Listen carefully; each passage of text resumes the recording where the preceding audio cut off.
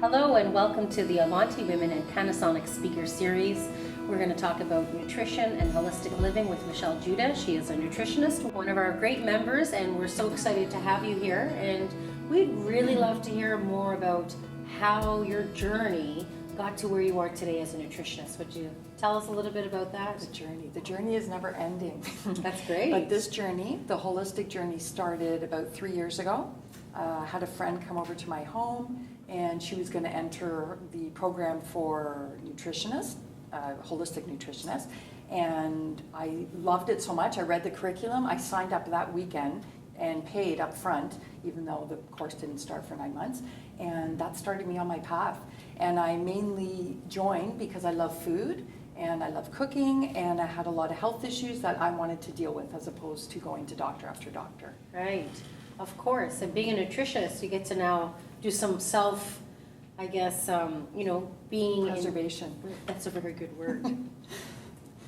So that's very interesting. So in terms of your career, tell us a little bit about some of the lessons learned through the journey and the path. What were some of the things that you learned that you'd like to share with some of our members? From the program? Well, from the program I learned a lot. I have a science background, so it really became full circle for me, the food connection to the science connection and to the environment. That's really the beginning of the journey. And then just delving into myself more, my inner self, and how I can actually heal myself. And it's ongoing. It never ends. Like, even though I think I eat healthy, I'm always learning something new, and then adding that to my curriculum, and then educating everybody else. Yeah.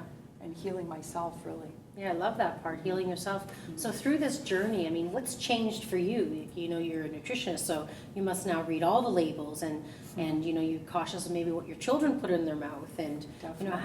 how do you manage that you know so much knowledge that you got to manage the well-being and the nutrition, and how do you do that?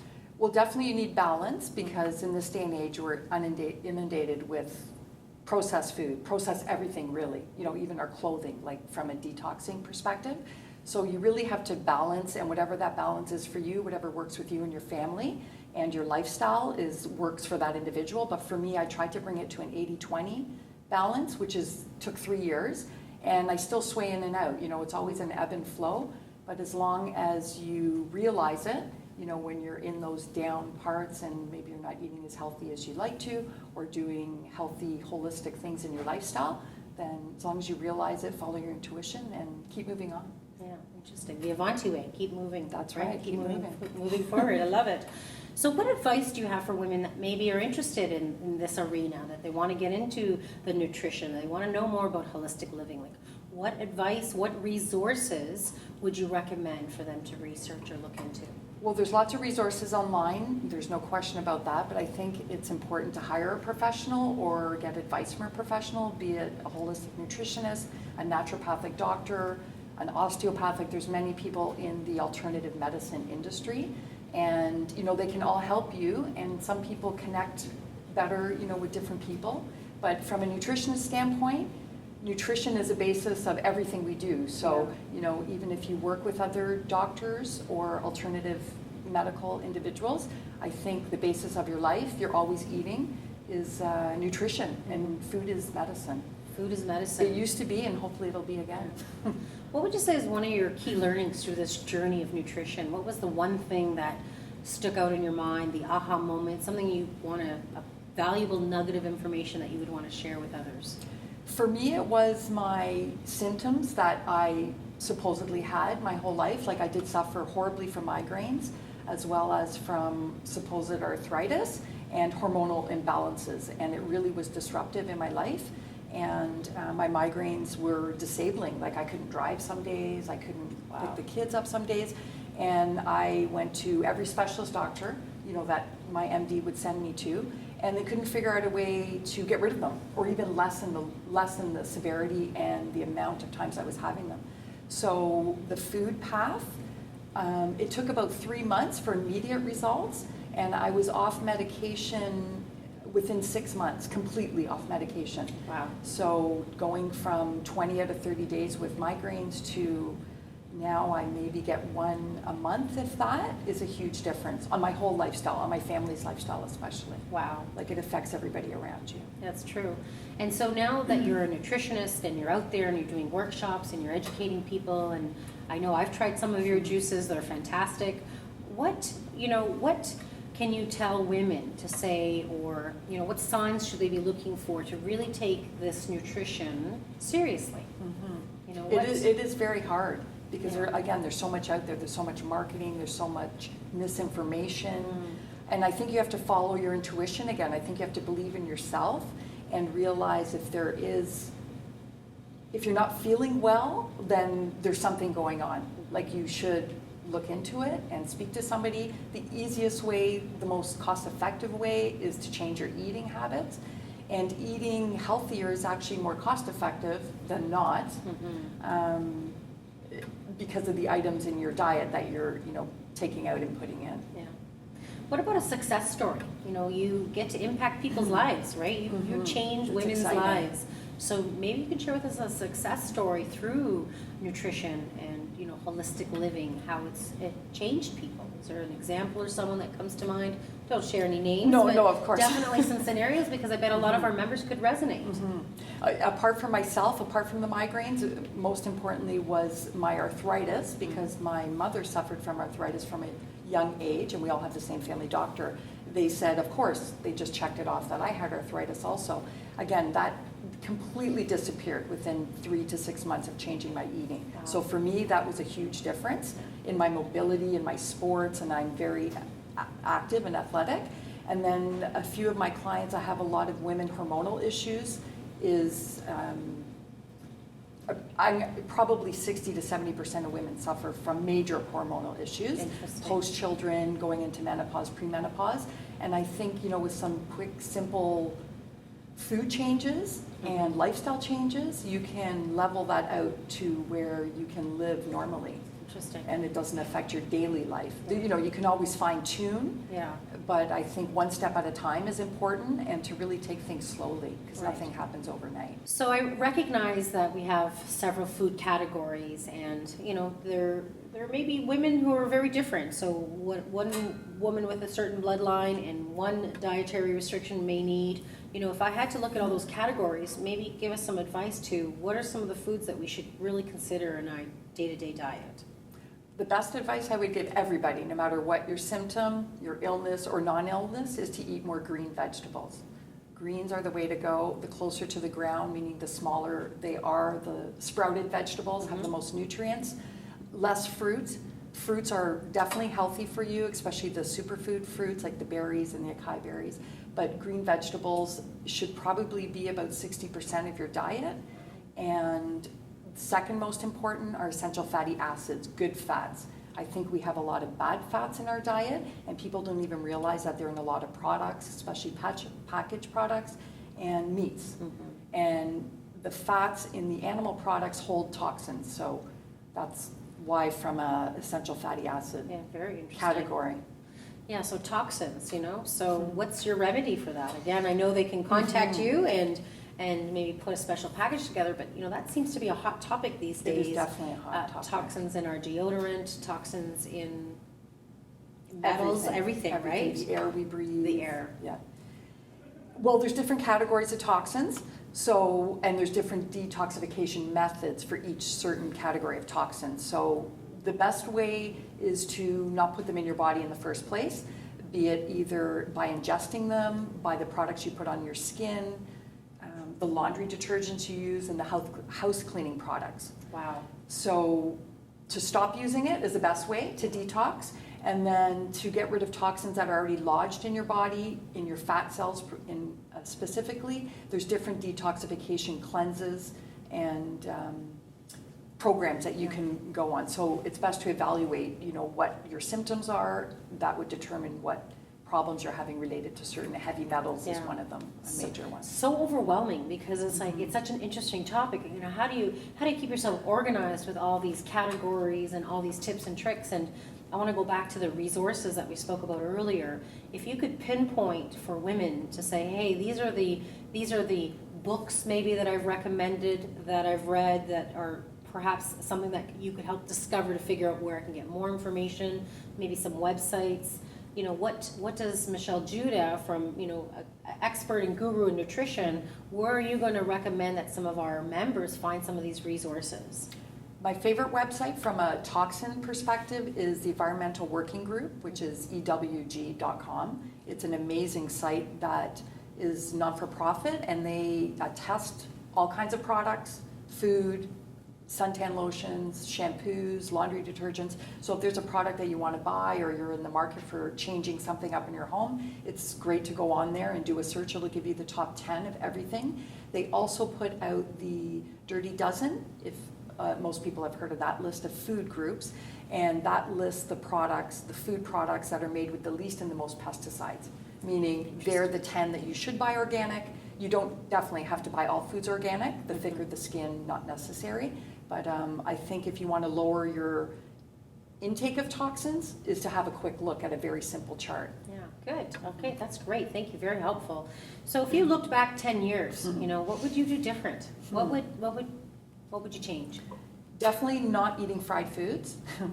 Bad fats are highly toxic to our bodies, and they stay lodged in your fat cells. So unless you're a very lean person, that you're always expending your energy and getting rid of your fat cells, the toxins like to stay in there, and they also like to get lodged in your brain. So if you have certain ailments and you need to go on certain detoxification programs, that's important to get them out. Wow, that's great. I really appreciate the nutrition component. How about the holistic component? How are you bringing in the mind, the spirit, the body? How is that all working in with the wellness and the nutrition? How does that all work?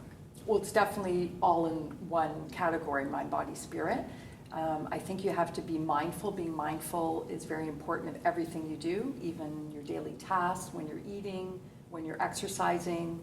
You get more from what you're doing. And meditation is a fantastic way to clear your mind of stress, to lower your blood pressure, your heart rate. It just improves your whole life overall. It actually increases your brain cells also, which most people don't know. They think meditation is almost too hard to do. It's actually quite simple, but it's just a matter of discipline and doing it daily. That's the key to meditation.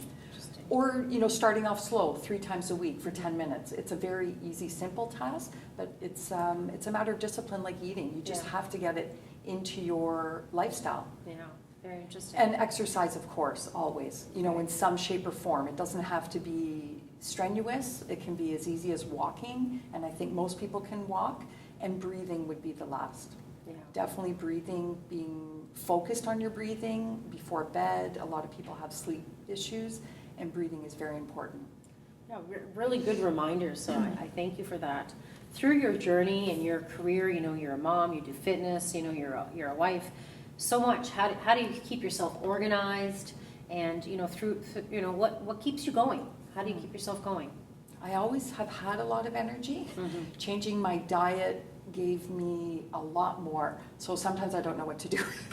That's good. So yeah, it is fantastic. You know, I stay up late in the kitchen at night cooking and making up new recipes, but I think that the energy has allowed me to increase my hours of my day, and I try to balance them out also. So I think it's very important for my lifestyle and for the lifestyle of our family. I try to get everything in, as opposed to just working all the time. Yeah, like you have find to a set balance. limits, definitely, You and know, balance. we're women, and there's got to be a balance with everything we do. And through this journey, was there any particular women that were inspiring, that touched you, that impacted you, or influenced you? We'd love to hear about it. Well, my superhero is my grandmother. Both grandmothers were my superheroes, but my one in particular, she was a triple amputee, had no sight in one eye, and she was just inspirational because all her hurdles made her be more creative with her life and more persistent. She was just so fierce with passion. And I love that about her, and I think I've always carried that through my life. I know it makes me a little sad too. Well, sad But is she's good. always there. Sad is good. Sad Yeah. is happy. People Yeah. just don't realize that sometimes. It's an emotion we don't want to suppress, you know, it comes out in other ways. So thank you for sharing that with us. That's really great. And what about advice for people with families and children and moms on the go? what's advice you might have for them around their recipe of success? I would say preparation. As long as you put a little bit of time, I think it gives you a greater amount of success throughout the week, because I understand how busy it is to have children and getting out the door early in the morning and home late at night. A small focused hours on preparation, and that can take you far, throughout throughout the week, because Sure. you prep for 3 or 4 days, and then you have that one slack day. Yeah, that's great. So if you had like one piece of advice for our members, remember we have the baby boomers, we have the Generation X, the Generation Y, like what can relate to all women when it comes to nutrition and holistic living? Is don't ever give up. Every day's a new day, and every day's a new day, every second is a new second to do something different and do something new with your life and with everything around you. Very true. I love it. That's great. So I find sometimes, there's so much information, it gets overwhelming. So how would you help explain supplements versus medication? Like, when do you draw the line? What do we need to know? What advice do you have for us around that? Well, first, I always start with food, because food is more bioavailable within your body. And again, everybody's genetically different, and we absorb different minerals, different amounts of minerals from our food. But I always think you should start with the food. Sometimes when you need a little hurdle to get over, I think it's very important to supplement your diet to get over that hurdle, get you back on a more level path. And then, it never hurts to take supplements, because a lot of our food nowadays is lacking many vitamins and minerals. So there is a balance, but I don't think you need to overdo supplementation. One supplement that I love, and I think everybody should take, are probiotics. There's different strains of probiotics, and basically that will help with your gut bacteria. And going back, or I don't know if I mentioned this, but the gut is the first brain, is what they're coming out with in the science Interesting. documentation these days. And the gut and the brain talk, and I think the probiotics help clean out your gut quite quickly, and then you can get on a path of better eating and better bioavailability from the food that you're actually eating. That's interesting. Well, that's great. So Michelle, the one thing that I recognize, especially with our members, Avanti Women really promotes both that professional and personal development, because women, when we go for it, we're so all in one category that we sometimes forget that balance. And that's one of the things we want to bring to our members. So my question is around sleep. What advice, what recommendations, we're all power women these days, and it's like, I need to find that balance. So talk to us a little bit about sleep from your perspective. We'd like to know a little bit more about that. And sleep is a tricky one for sure, and so many people are deficient in the amount of hours that they sleep, because they have such a hard time shutting their body and their brain down. I think it's important to go to bed before you actually need to sleep, and all lights should be off, because that will set your circadian rhythm, your clock, your melatonin levels. And also magnesium is a fantastic supplement, because 75% plus people in the world are magnesium deficient. Magnesium plays a huge role in relaxing your muscles and your blood vessels, and actually helping you sleep. So that's a fantastic supplement to take, as well as deep breathing. So back to the mind, body, spirit, is deep breathing as little as 5 minutes before you go to bed, and important to take all electrical items out of your bedroom, whatever that is, iPod, phone, clock, radio, even though I know a lot of people use it to wake up in the morning. But once you get used to that rhythm and you get enough sleep, your body will actually wake up at the time it needs to wake up, and when it's used to waking up. That's very interesting. Yeah, you're right about that, because I will wake up when I have to go. Automatically, yeah, if you take it out. That's a good point. So, and not eating too close to bedtime. Okay. I mean, that's key. Minimum, ideally, 5 hours, which is very difficult for most people if they're getting home late and then going to bed. And a trick around that would be to eat your biggest meal at lunchtime, which is much better for your body anyways. Great advice. And eating a smaller meal when you get home, or a protein shake, and you will sleep much easier. Nice. Can we talk a little bit about weight? As you go through the journey of life, it is very natural for women to gain weight. I know that some of it's very individual, and you can't really paint the same brush for everyone. But what can you tell us about how to manage weight gain, and weight loss? Because I'm sure the scale goes both ways. So Definitely. from your angle, your perspective, tell us, what do we need to know? So weight, I mean, a lot of women, premenopause and getting into menopause, it's natural that you're going to gain weight in certain areas. It's also then important, especially, that you would consult a nutritionist, because it is important to get a very specific diet plan in place for yourself to make that transition smoother and to change your weight. Also, to be mindful of what you eat and when you eat and digestion times. I think it's very important to eat smaller portions and exercise. So it's a whole, no. It's tough. I know, that's a tough one. It's Yeah. so involved, sorry. No, that's great. You're passionate about it. So, I Okay. love that you're getting excited, because it tells me that, we maybe need to ask more questions and maybe ensure that the person that we're working with, as we want to most of the time lose weight, don't we have to have certain qualifications for nutritionists? Could you maybe help us unblur those lines a little bit? So there are different rules for certification in every province in Canada, and in Ontario it would be a Registered Holistic Nutritionist, or an RHN is the abbreviation. There also are dietitians, which are run by the federal government, so they have a different set of guidelines that they follow, and they follow the food guide, which is now being changed, which is fantastic. The triangle needs to be switched upside down.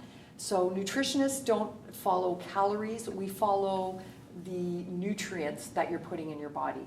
And especially with fats, because good fats are burnt differently in your body. So even though they might have the same caloric intake as a bad fat, the good fat is much better for you. So we don't count calories. Nutritionists count amounts of food and the proper food that you need to get into you every single day. So again, going back to weight loss or weight gain, you would, your thyroid and your endocrine system, which are all related, affect your weight loss and gain. Yeah, I can imagine. This is great. This is just so informative. I think I'm going to have to schedule another session. Oh, that's good. Anytime. So thank you. You've heard it through Michelle Juda, our member here today, talking about nutrition and holistic living. Follow us at #AW or look for more information on our website at www.avantiwomen.com. Check out our events and our workshops, and have yourself a great day.